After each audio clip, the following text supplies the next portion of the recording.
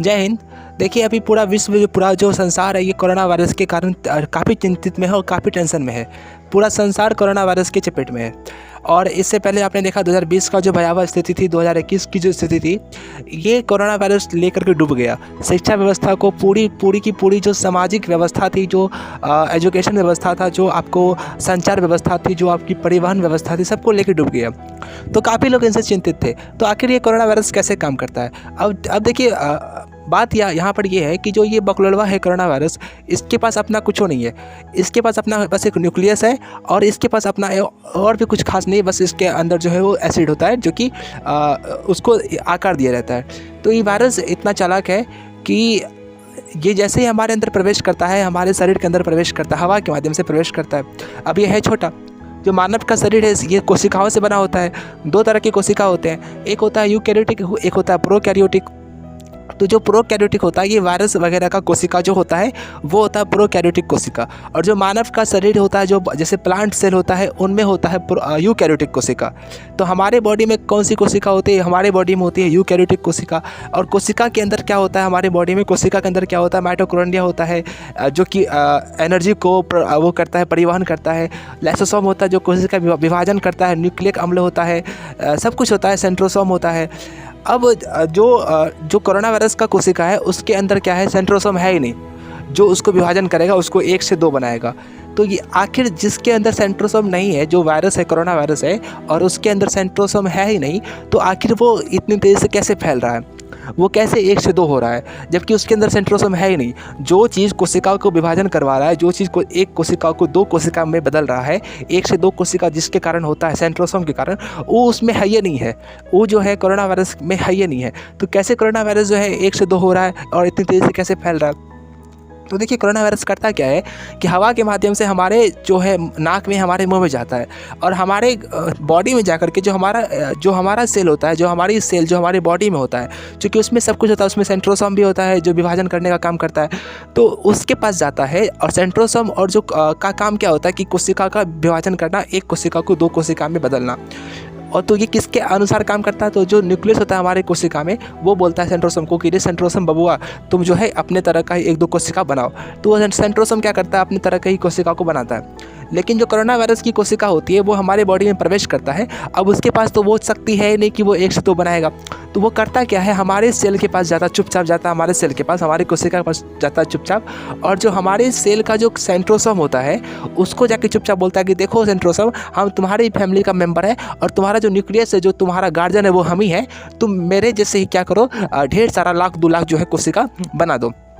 अब सेंट्रोसोम बकलोलवा, उसको यही नहीं पता है कि सही में मेरा ये गार्जियन है कि नहीं है। वो बोलता है ठीक है, आप ही मेरा गार्जियन है, और उसी को गार्जियन मान के वो क्या करता है? उसी की तरह, कोरोना वायरस की तरह ही क्या करता है? ढेर सारा जो है वायरस बना देता है, और उससे क्या होती है? हमारी बॉडी इफेक्टिव हो जाती है। तो कोरोना वायरस के पास अपना कुछ नहीं है। कोरोना वायरस के पास अपना क्या है? कुछ नहीं है। वो हमारे ही कोशिका, हमारे ही बॉडी में प्रवेश करके, जो हमारा सेल होता है, हमारे बॉडी में जो कोशिका है, उसी कोशिका को क्या करता है? उसके जो सेंट्रोसोम होते हैं, उसके पास जाता है, बोलता है देखो बउआ, हम तुम्हारा न्यूक्लियस है, हम ही तुम्हारा सब गार्जियन है, हम जो है तुम्हारे घर का आदमी है, तुम मेरे तरह ही क्या करो, 4-5 आदमी को बना दो। सेंट्रोसोम बकलोलवा पूछता नहीं अपने घर के गार्जियन से, पूछता हाँ सही में यही मेरा जो है गार्जियन है, और उसके तरह ही क्या कर दिया? ढेर सारा कोशिका बना दिया, और पूरे मानव की बॉडी में क्या हुआ? जो कोरोना वायरस है वो फैल गया। अब दिक्कत ये है कि हमारा जो पेट है, इसमें HCl अम्ल होता है।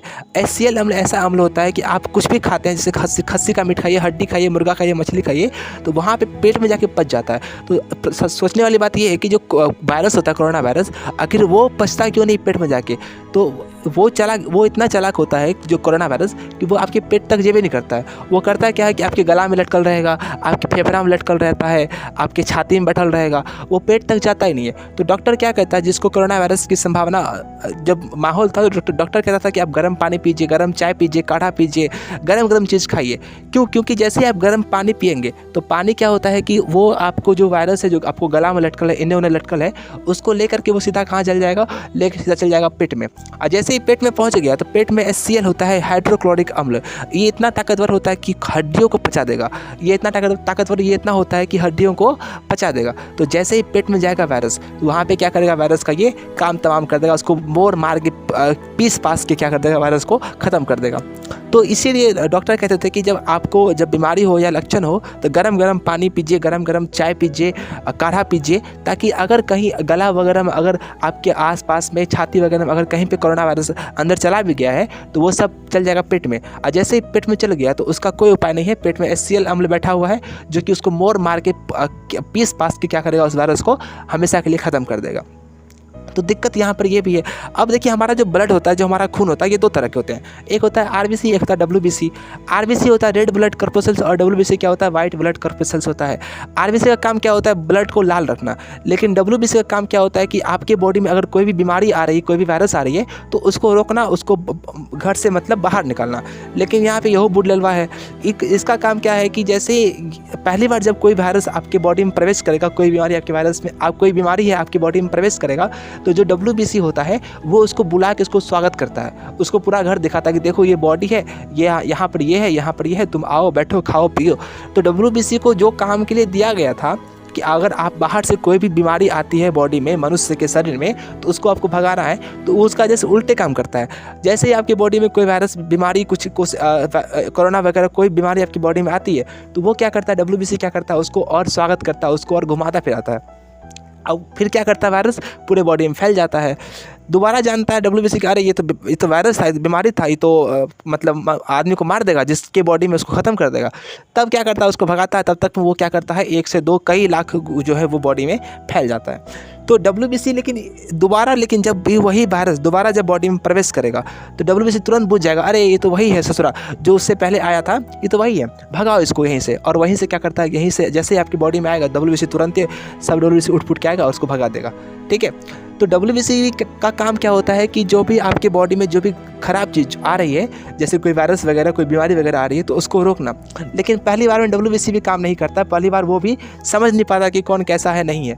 वो भी उसको बुलाता है, उसको घर दिखाता है, सब कुछ दिखाता है। बाद में जानता है कि अरे ये तो खतरनाक था, तो दोबारा उसको आने से वो रोकता है। दोबारा ज़िंदगी में जब भी वो आए, चाहे 10 साल के बाद आए, 20 साल के बाद वही वायरस आए, तो WBC तुरंत क्या करेगा, उसको वहीं से पहचान लेगा, अरे ये तो वही खतरनाक आदमी है जो इससे पहले आया था, उसको वहीं से क्या करेगा, भगा देगा।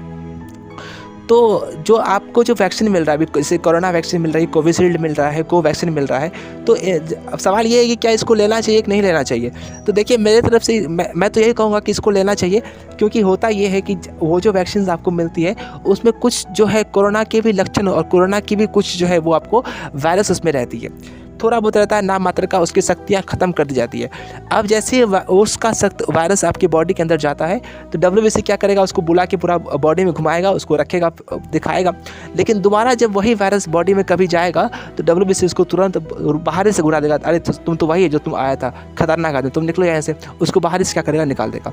तो WBC को एक बार किसी चीज़ को पहचाना जाता है, WBC को लगता है टाइम एक बार उसको पहचानने में, अगर एक बार उसको पहचान गया तो ज़िंदगी भर दोबारा वो वायरस कभी नहीं आ पाएगा। तो जो व्यक्ति वैक्सीन ले लिया है, चाहे कोवैक्सीन हो, कोविशील्ड हो, जो व्यक्ति कोरोना का वैक्सीन ले लिया है, अब वो निफिक्र रहिए, दोबारा उसको कभी जो है कोरोना नहीं होगा, क्योंकि आपका जो WBC है वो पहचान गया है कोरोना कैसा होता है।